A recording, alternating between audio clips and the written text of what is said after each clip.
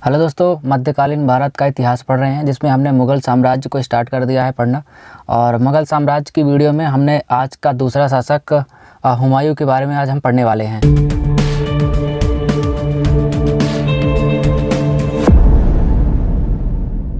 स्वागत है एक बार फिर से आपका अपना ऑनलाइन स्टडी चैनल पर। बाबर के द्वारा कितने संघर्ष किए गए भारत पर आने के लिए, भारत पर मुग़ल वंश की स्थापना करने के लिए एवं भारत पर मुग़ल वंश का साम्राज्य विस्तारित करने के लिए कौन कौन सी युद्ध लड़ना पड़ा बाबर को, उसको हमने प्रीवियस वीडियो में पढ़ लिया, जिसका लिंक मैंने डिस्क्रिप्शन में लगा दिया है। आप ज़रूर जाके देखना उसको। दो भागों में उसका कार्यकाल बटा हुआ होता है। 1530 में वह शासक बनता है और 1540 तक इसने शासन किया। इसके बाद 15 साल का जीवन दोस्तों इसका निष्कासित जीवन के नाम से जाना जाता है। और फिर से 15 साल के बाद 1555 में फिर से भारत आता है और 1555 यानी 1 साल तक फिर से ये शासन किया। तो दोस्तों इस प्रकार कुछ हुमायूं ऐसे शासन करता है। हुमायूं का परिचय कुछ इस प्रकार था। इसका बचपन का नाम था नासिरुद्दीन मोहम्मद हुमायूं, जो कि दोस्तों परीक्षा में कई बार पूछ लिया जाता है कि हुमायूं का पूरा नाम क्या था। तो यहाँ पर याद रखना नासिरुद्दीन मोहम्मद हुमायूं। इसका पिता जैसे आपको पता है दोस्तों बाबर इसका पिता था। इसकी माता का नाम था महम बेगम और इसका जन्म हुआ था दोस्तों 6 मार्च 1508 में काबुल में, क्योंकि काबुल से आया हुआ था दोस्तों बाबर, इसलिए इसका जन्म काबुल में हुआ था। इसका राज्याभिषेक कब हुआ था? 25 दिसंबर 1530 में आगरा में इसका राज्याभिषेक हुआ था। इसके दोस्तों भाई बहन भी थे, कामरान, हिंदाल, तस्करी, 3 भाई थे दोस्तों। और एक बहन थी जिसका नाम था गुलबदन बानो बेगम, ये जिसने दोस्तों हुमायूं नामा लिखा था। इसको हम बाद में पढ़ेंगे। दोस्तों भारत पर बाबर ने मुग़ल वंश की स्थापना तो कर दिया था, लेकिन ज़्यादा दिनों तक वह जीवित रहा नहीं, जिसकी वजह से उसके बेटे हुमायूं को काफ़ी संघर्ष करना पड़ा था, जिसको हम प्रारंभिक चुनौती के रूप में देखेंगे। तो हम पढ़ेंगे प्रारंभिक चुनौतियों के बारे में जो हुमायूं को काफ़ी परेशान किया, जैसे कि साम्राज्य का विभाजन। दोस्तों बाबर ने मरते टाइम ये कहा था कि जितना भी साम्राज्य है वह अपने चारों बेटों को बराबर बराबर भागों में बांट दिया जाए। तो इस प्रकार कामरान को उसने दिया था दोस्तों काबुल तथा कांधार वाला एरिया, अस्करी को उसने संभल एरिया दिया था, हिंदाल को मेवाड़, और सुलेमान मिर्ज़ा जो कि हुमायूं का एक चचेरा भाई था, वह इतनी उदारता के कारण वह दक्षिण भी उसको साम्राज्य में दे दिया था। इस प्रकार दोस्तों जो पूरा मुग़ल साम्राज्य था वह अलग अलग भागों में बंट चुका था। तो इस प्रकार दोस्तों जब कोई साम्राज्य अलग अलग भागों में बंटता है तो वह उसकी कमज़ोरी होती है, और यही कमज़ोरी बनी हुमायूं के लिए, इसलिए वह मुग़ल वंश को ज़्यादा दिनों तक चला नहीं पाया। तो इस प्रकार दोस्तों साम्राज्य का अलग अलग भागों में विभाजन हो गया था।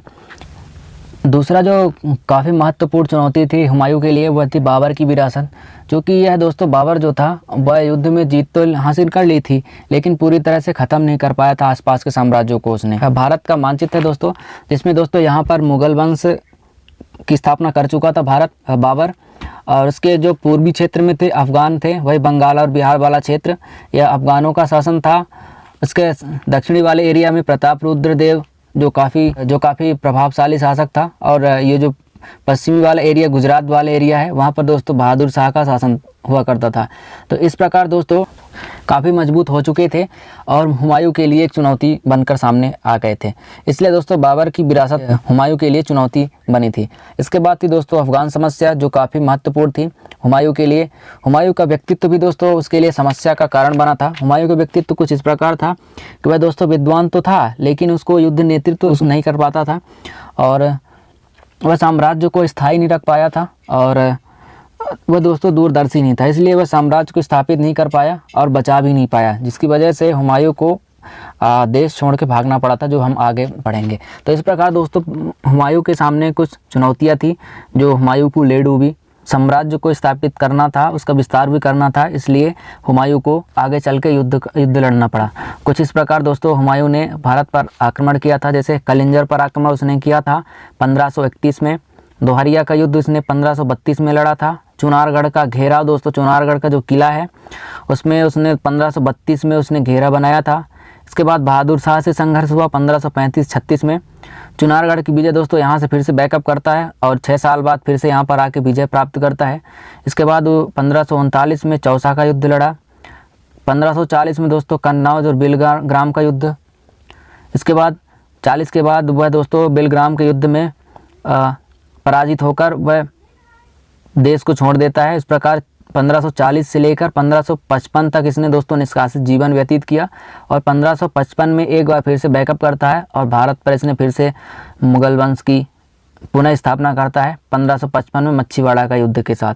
तो इस प्रकार दोस्तों हुमायूं के द्वारा किए गए कुल संघर्ष थे, जिसको हम एक एक करके महत्वपूर्ण पॉइंट को पढ़ेंगे। तो पहला हम पढ़ेंगे दोस्तों कलिंजर पर आक्रमण 1531 में। इसने दोस्तों पहली बार कलिंजर पर आक्रमण किया था। वहाँ के जो शासक थे दोस्तों प्रतापरुद्र देव, ये अफ़गानों से इनका काफ़ी मित्रतापूर्वक संबंध था। इनके साथ दोस्तों इनका सामना हुआ। अब ये जो अफ़गान थे दोस्तों, ये वही थे महमूद लोदी, जो कि बाबर के साथ उनका संघर्ष हुआ था। चूँकि बाबर ने इनको पराजित तो कर दिया था, लेकिन उससे बदला लेने के लिए, मुगल वंश से बदला लेने के लिए ये दोस्तों आपस में एकजुट हो गए थे, और उससे ही कलिंजर पर हुमायूं का संघर्ष होता है प्रतापरुद्र देव से, और अफ़गानी सेना इनका साथ देती है। हुमायूं और प्रतापरुद्र देव के बीच काफ़ी संघर्ष होता है, लेकिन यहाँ पर जो युद्ध है वो बराबर पर जाके खड़ा हुआ।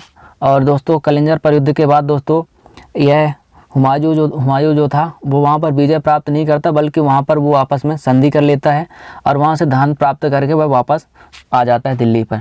तो इस प्रकार दोस्तों कलिंजर पर आक्रमण किया था उसने 1531 में, जो कि वहाँ पर प्रतापरुद्र देव और अफ़गानी सेनाओं के बीच यह युद्ध हुआ था।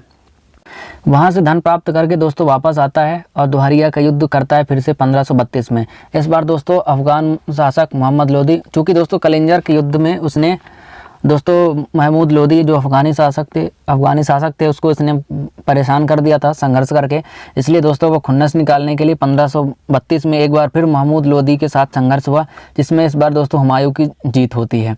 तो इस प्रकार दोस्तों दोहरिया का युद्ध 1532 में लड़ा गया था महमूद लोदी और हुमायूं के बीच में। तो इसको आप याद रख सकते हैं डेट से। इस युद्ध में दोस्तों हुमायूं जो है यूपी वाला एरिया पर अधिकार करता है और आगे बढ़ता है चुनारगढ़ किले के पास। दोस्तों इस प्रकार उसने पूरा उत्तर प्रदेश वाला एरिया को उसने कवर किया था, और कवर करने के बाद अधिकार करने के बाद वह आगे बढ़ता है और आगे जाके चुनारगढ़ का किला पे जाके इसने घेराव डाला, और कुछ इस प्रकार घेराव डाला कि वहाँ पर जो दोस्तों दोहरिया के युद्ध में महमूद लोदी की सहायता वहाँ पर करता है शेर खां, जो कि वही बाद में चुनारगढ़ के किले के पास पहुंच जाता है और जाके हुमायूं के साथ उसका संघर्ष हुआ। हुमायूं ने चुनारगढ़ के किले को शेर खां से छीना चाहा, परंतु वह असफल रहा, क्योंकि दोस्तों वो भी एक काफ़ी प्रभावशील शासक था, इसलिए वहाँ वो दोस्तों असफल रहा। और दोस्तों वो घेराव किया रहा काफ़ी दिनों तक। पूरे चुनारगढ़ का जो किला था उसको काफ़ी दिनों तक, महीनों तक इसने दोस्तों घेराव करके रखा था। अब उस किले के अंदर की जो सप्लाई थी वो बंद हो चुकी थी, यानी कि बाहर से जो खाना पानी आता था उसको उसने बंद कर दिया था, जिससे शेर खां को भी संधि करना पड़ा और हुमायूं के बीच उसने संधि की और बहुत सारा धन देकर, और शेर खां ने अपने पुत्र कुतुब खां को हुमायूं की सेवा में भेज दिया। इस प्रकार दोस्तों चुनारगढ़ का घेराव वहाँ पर समाप्त होता है। और ये कहा जाता है कि अगर उसी टाइम पर अगर हुमायूं शेर खां को हरा देता तो बाद में उसको परेशानियों का सामना करना पड़ता, लेकिन हुमायूं ने इस प्रकार किया नहीं। दोस्तों चुनारगढ़ पर वह धन पाकर वह दोस्तों आगे बढ़ता है। जहाँ पर गुजरात वाले एरिया में बहादुर शाह शासन कर रहा होता है वहाँ पर जाता है, वहाँ पर युद्ध करने के लिए जाता है। चूँकि अब उस समय पर बहादुर शाह वहाँ पर था नहीं, चित्तौड़ गया था वहाँ की महारानी जो कर्णावती थी उससे लड़ाई करने के लिए। तभी कर्णावती दोस्तों हुमायूं को मदद के लिए उसको भाई बनाकर उसने दोस्तों राखी भेजी थी कि आप हमारी सहायता करें। अब उसी समय पर दोस्तों बहादुर शाह भी एक पत्र लिखकर भेजता है हुमायूं को, गैर मुस्लिमों के खिलाफ हम जिहाद चला रहे हैं और आप भी एक मुस्लिम हो, इसलिए आप हमसे युद्ध नहीं कर सकते हैं, मतलब आप कर्णावती की सहायता नहीं कर सकते। इस प्रकार दोस्तों कन्फ्यूजन में आकर हुमायूं ने कर्णावती की सहायता नहीं करी। 1535 और 1536 में दोस्तों बहादुर शाह के साथ युद्ध हुआ जब वह वापस आता है चित्तौड़ से। तो इस प्रकार दोस्तों बहादुर शाह और हुमायूं के बीच में युद्ध हुआ, जिसमें हुमायूं ने दोस्तों बहादुर शाह को पराजित किया और जितना भी मालवा वाला एरिया था, गुजरात वाला एरिया था, उसको उसने जीत लिया और वहाँ पर कब्जा कर लिया। अब दोस्तों चूँकि बहादुर शाह वहाँ से कमज़ोर पड़ गया था, हरा तो दिया था लेकिन मार नहीं पाया था, इसलिए दोस्तों वह बैकअप करता है और मालवा एवं गुजरात पर अधिकार कर लिया। परंतु एक साल के अंदर ही दोस्तों बहादुर शाह फिर से बैकअप करता है और वहाँ से गुजरात वाले एरिया को उसने स्वतंत्र करा दिया हुमायूं से। तो इस प्रकार दोस्तों वहाँ से दोस्तों पराजय का सामना करना पड़ा था वहाँ पर हुमायूं को। पश्चिमी वाले एरिया पर दोस्तों एक बार हार के बाद वह दोस्तों फिर से चुनारगढ़ किले की ओर बढ़ा, यानी पूर्वी एरिया में फिर से एक बार बढ़ा 1538 में। उसने दोस्तों 1532 में एक बार किया था आक्रमण, घेराव किया था, जिससे दोस्तों वहाँ से वह धन लूटकर वापस आ गया था। लेकिन वह फिर से एक बार बढ़ता है 1538 में। हुमायूं एक बार फिर से जाता है, चुनारगढ़ किले को घेराव करता है और इस बार वह अधिकार करने में सफल भी हो जाता है। दोस्तों चुनारगढ़ किले के बाद वह अधिकार करने के बाद वह आगे बढ़ा और बंगाल वाले एरिया को भी उसने कवर कर लिया। तभी उस समय पर उसको पता चलता है कि हम जो अपना आगरा और दिल्ली वाला एरिया छोड़ के आए हैं, वहाँ पर हमारा जो छोटा भाई है हिंदाल ने अपने आप को स्वतंत्र बादशाह घोषित कर लिया था। क्योंकि उसने दोस्तों केवल विरासत में दिया था, लेकिन उसको ये नहीं पता था कि इसने पूरा स्वतंत्र राज्य घोषित कर लेगा। तो जैसे ही पता चलता है कि आगरा वाले एरिया में उसका छोटा भाई हिंदाल ने अपने आप को स्वतंत्र बादशाह घोषित कर लिया था, तो वहीं से दोस्तों वह बंगाल वाले एरिया को छोड़ के वह वापस आता है। और वापस आते समय उसको दोस्तों चौसा का युद्ध करना पड़ा था, चूँकि वह दोस्तों शेर खां से जो चुनारगढ़ का किला अधिकार कर लिया था, तो वापस आते टाइम उसका इंतज़ार कर रहा था। इसलिए वहाँ पर शेर खां के साथ फिर से युद्ध होता है, चौसा का युद्ध, जिसको बोला जाता है 1539 में। इस प्रकार हुमायूं और शेर खां के बीच ये युद्ध होता है, जिसको हम चौसा का युद्ध बोलते हैं। दोस्तों चौसा का युद्ध बोला जाता है 1539 में यह युद्ध लड़ा गया था। शेर खां ने हुमायूं को इस बार पराजित कर दिया था, क्योंकि इस बार जो शेर खां जो था काफ़ी मजबूत हो चुका था और चौसा के युद्ध में वह हुमायूं को पराजित करता है। दोस्तों हुमायूं को जान बचाकर भागना पड़ा था। हुमायूं की जान निजाम नामक भिश्ती ने बचाई थी। दोस्तों यह नदी के किनारे था चौसा नामक स्थान। तो दोस्तों इस प्रकार हुमायूं को भागना पड़ा और वह घोड़े सहित नदी में कूद जाता है, जिसको निजाम नामक भिश्ती ने उसकी जान बचाई थी। तो यह पूछ लिया जाता है परीक्षा में कि हुमायूं की जान किसने बचाई थी, तो निजाम नामक भिश्ती जो नाववाहक था उसने बचाई थी। दोस्तों चौसा का युद्ध के बाद शेर खां ने शेर शाह सूरी की उपाधि धारण करी थी। ये इंपॉर्टेंट है। अब चूँकि दोस्तों शेर खां ने हुमायूं को चौसा के युद्ध में पराजित किया, तो खुद को उसने शेर शाह सूरी की उपाधि से नवाजा और उसी युद्ध से दोस्तों शेर शाह सूरी के नाम से जाना गया। वहाँ से हारने के बाद दोस्तों हुमायूं जो है फिर से दिल्ली की तरफ बढ़ने लगा, लेकिन जो शेर खां था वो अभी और भी उससे युद्ध करना चाहता था, मतलब उसको और भगाना ही चाहता था। तो इस प्रकार दोस्तों कन्नौज, जिसको बिलग्राम का युद्ध बोला जाता है, 1540 में एक बार फिर से शेर शाह सूरी के मध्य युद्ध हुआ, जिसमें शेर शाह ने इस बार फिर से हुमायूं को पराजित किया और आगरा और दिल्ली वाले पूरे क्षेत्र को उसने अधिकार कर लिया।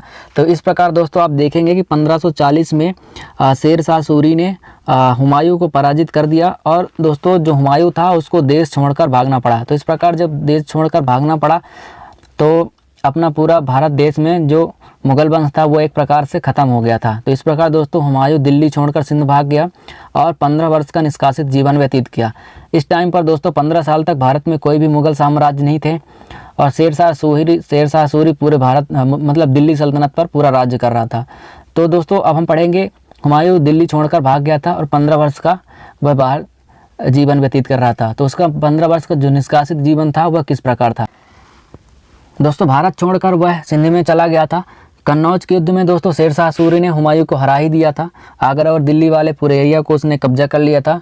हुमायूं भागकर सिंध चला गया था। निष्कासित जीवन दोस्तों 1540 से लेकर 1555 तक व्यतीत किया था। इसके बीच में कई प्रमुख घटनाएं हुई थी। दोस्तों हुमायूं के जितने भी भाई थे उसमें दोस्तों हिंदाल से उसका अच्छा संबंध था, लेकिन जो दो और छोटे छोटे भाई थे जैसे कामरान, अस्करी, इनका अच्छा संबंध नहीं था। दोस्तों ये खुद चुनौती थे हुमायूं के सामने। इसलिए दोस्तों हिंदाल के शरण में जाता है और उसका जो गुरु है मीर अली अकबर, इसकी बेटी जो हमीदा बानो बेगम है उसके साथ यह प्यार कर बैठता है। और दोस्तों चूंकि उनके शासनकाल में ये सब अलाउ नहीं था, इसलिए उसको देश निकाला दे दिया जाता है। और दोस्तों हुमायूं और हमीदा बानो बेगम देश छोड़कर बाहर जाते हैं और उसी बीच में दोस्तों उनका बेटा जो अकबर है वह पैदा होता है। तो याद रखना अगले वीडियो में हम पढ़ेंगे अकबर के बारे में, जिसका हम पूरे डिटेल से पढ़ेंगे। इस वीडियो में आज की इस वीडियो में हम केवल हुमायूं के बारे में पढ़ रहे हैं, इसलिए हम देखते हैं हुमायूं का आगे का जीवन। अब क्योंकि दोस्तों हुमायूं को देश से निकाला दे दिया गया था, तो हुमायूं जो था अपने भाइयों से कई बार कांटेक्ट करने की कोशिश करी थी, लेकिन किसी ने इसकी सहायता नहीं करी। ईरान के शाह ने दोस्तों एक ऑफ़र दिया कि अगर तुम शिया धर्म को स्वीकार कर लोगे तो मैं तुम्हें मदद करूंगा, और जितने भी भारत में राज्य थे हम फिर से तुम्हें वापस दिलाने में फिर से मदद करूंगा। दोस्तों शिया धर्म को स्वीकार करने वाला प्रथम मुस्लिम शासक था, क्योंकि दोस्तों मुस्लिम भी दो प्रकार के होते हैं, एक शिया और एक सुन्नी। जो बाबर थे वो सुन्नी मुसलमान थे, इसलिए दोस्तों जो ईरान के शासक शाह थे उसने इसको बोला था, हुमायूं को बोला था कि तुम अगर शिया धर्म को अपनाते हो तभी हम तुम्हारी सहायता करेंगे। इस प्रकार दोस्तों हुमायूं ने शिया धर्म को अपनाया था। फिर वह दोस्तों उसकी सहायता से जो काबुल और कांधार वाला एरिया था, जिसको दोस्तों उसने कामरान को दिया था, वो फिर से वापस आता है और मुक्त कराता है वहाँ से कामरान से, यानी फिर से अपने कब्जे में कर लिया। इस प्रकार दोस्तों हुमायूं परेशान होकर कामरान की दोनों आंखें निकलवाकर उसको मक्का भेज दिया था। अस्करी को भी दोस्तों जेल में कैद करवा दिया और बाद में उसे भी मक्का भेज दिया था। दोस्तों 1551 में उसको पता चलता है कि उसका जो प्रिय भाई था हिंदाल, वो भी एक युद्ध में मारा जाता है। इस प्रकार जितने भी भाई थे हुमायूं के वो 1555 से पहले मर चुके थे, यानी मारे जा चुके। तो 1555 में उसे फिर पता चलता है कि भारत पर शेर शाह सूरी भी मर चुका है और उसका जो बेटा है इस्लाम शाह सूरी भी ख़त्म हो चुका है। इस प्रकार उसको पता चलता है कि भारत पर अब लगभग सूरी वंश का मतलब कमज़ोर शासक थे, आपस में साम्राज्य करने के लिए भिड़ चुके थे और कई छोटे छोटे प्रांतों में बढ़ चुका था उनका साम्राज्य। तो हुमायूं को यह बिल्कुल सही समय था कि भारत पर वह फिर से आक्रमण करता और अपने गद्दी को प्राप्त करता, और उसने यही किया। उसने फिर से भारत पर प्रवेश करता है और 1555 में मच्छीवाड़ा का युद्ध जीता, जो कि अफगानी सेनाओं के मध्य हुआ था। वही सूरवंश के जितने भी शासक थे उनके मध्य हुआ था यह युद्ध। और पश्चिमी क्षेत्र जो होता है भारत का, पंजाब वाला एरिया, वहाँ पर वह कवर करता है, पूरा अधिकार करता है। और दोस्तों अगले साल 1555 में फिर से उसको पता चलता है, उसी टाइम दोस्तों जो दिल्ली पर साम्राज्य कर रहा होता है वही सूरवंश का शासक सिकंदर सूर, उसको पता चलता है कि एक बार फिर से मुगल वंश वापस आ रहे हैं। तो 1555 में वह हुमायूं से युद्ध करता है। इस बार हुमायूं काफ़ी मजबूत स्थिति में था, क्योंकि वह ईरान के शाह के साथ वह युद्ध लड़ रहा था, सहायता से युद्ध लड़ रहा था। इसलिए वह 1555 में सरहिंद के युद्ध के नाम से जाना गया और सिकंदर शाह सूरी को उसने पराजित किया। और जैसे ही भारत में उसने सूरवंश को पराजित किया, मतलब सूरवंश भी पूरी तरह ख़त्म हो गया। इस प्रकार दोस्तों भारत पर उसने 1555 में एक बार फिर से मुगल साम्राज्य की स्थापना करी। और उसने दोस्तों ऐसा माना जाता है, ऐसा कहा जाता है कि वह 1556 में खुद के जो पुस्तकालय बनवाया था उसकी सीढ़ियों से गिरकर इसकी मृत्यु हो जाती है। इस प्रकार दोस्तों हुमायूं का पूरा जीवन काल व्यतीत हुआ। काफ़ी संघर्ष करना पड़ा था हुमायूं को, लेकिन उसने हार नहीं मानी, उसको देश निकाला भी हो, यहाँ तक कि उसने भाई भी उसका साथ नहीं दिया। तो इस प्रकार दोस्तों काफ़ी संघर्ष करने के बाद भी वह आकर भारत पर साम्राज्य की स्थापना करता है। ये अपने आप में एक मोटिवेशनल है। तो यहाँ पर याद रखने वाली बात है दोस्तों, कुछ महत्वपूर्ण बातें हैं जो हुमायूं के बारे में कहा जाता है कि जैसे कि हुमायूं जो था वह ज्योतिष विद्या में काफ़ी विश्वास रखने वाला व्यक्ति था। बस हफ्ते के सातों दिनों में सात अलग अलग कपड़ा पहनता था, क्योंकि उसको ऐसा लगता था कि अलग अलग दिन अलग अलग कपड़े, अलग अलग रंग के कपड़े पहनेंगे तो उसका लक सही होगा। और हुआ ये कि वो बिल्कुल अनलकी साबित हुआ। दोस्तों दीन पनाह पुस्तकालय की स्थापना भी करवाई थी इसने। खुद ने मतलब काफ़ी विद्वान था, पढ़ने लिखने में इसकी काफ़ी रुचि थी, इसलिए इसने दीन पनाह पुस्तकालय की स्थापना भी इसने करवाई थी। उसकी बहन जो थी दोस्तों, हुमायूं की बहन गुलबदन बानो बेगम थी, इसने हुमायूं नामा लिखा था, जो कि हुमायूं के जीवन को पूरा वर्णन करता है इसमें। इसलिए दोस्तों हुमायूं के बारे में ये महत्वपूर्ण बातें हैं जिसको याद रखने के लिए बहुत इंपॉर्टेंट है। तो इस प्रकार दोस्तों 1556 में सीढ़ियों से गिरकर उसकी मृत्यु होती है और मुगल साम्राज्य का जो दूसरा सम्राट था हुमायूं, इसका जीवन काल यहीं समाप्त होता है। इसके बाद इसका पुत्र अकबर है, वो आता है राजगद्दी पर, जिसको हम अगली वीडियो में पढ़ेंगे। वीडियो अच्छी लगी हो, कंटेंट अच्छा लगा हो तो ज़रूर लाइक करना। एक बार दोस्तों रिवीजन के पॉइंट ऑफ व्यू से आप किताब में पढ़िएगा, आपको ज़रूर याद होने वाला है। तो मिलते हैं अगली वीडियो में, तब तक के लिए जय हिंद, धन्यवाद।